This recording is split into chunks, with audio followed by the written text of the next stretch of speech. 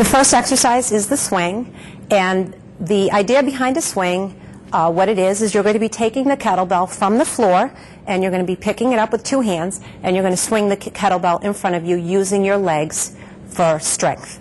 So the kettlebell will start, most important thing is you want to start with the kettlebell behind your legs, so behind the heels of your feet, directly between your legs. And the reason behind that is you want to get the idea of driving your hips backwards and picking up the kettlebell while it is behind you versus going straight down into a squat, which is what you don't want to do because that can put a lot of stress on your lower back. So always start with the kettlebell behind you, probably right in line with your heels or maybe even a little further back. Your arms will be nice and straight and locked out when you go to pick up the bell. And as you pick it up, you want to shoot your hips backwards and you want to hinge at the hip.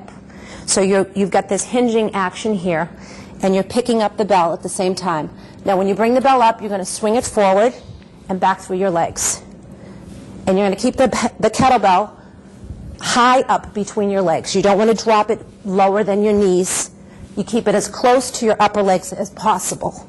It's almost as if you're football, it's like a football pass between the legs.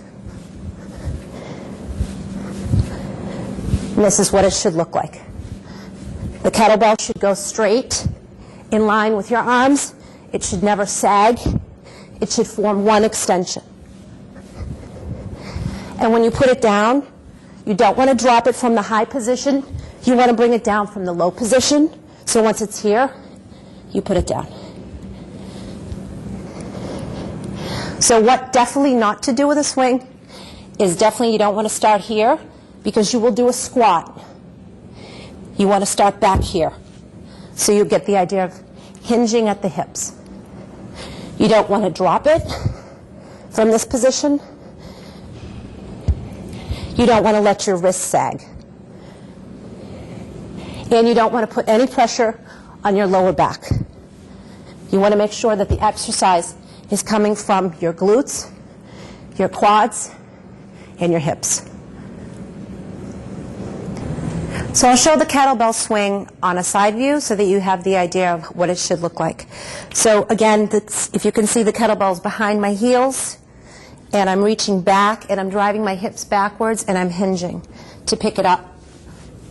The most important thing to see from the side is how straight my arms are and that my wrists do not sag at all.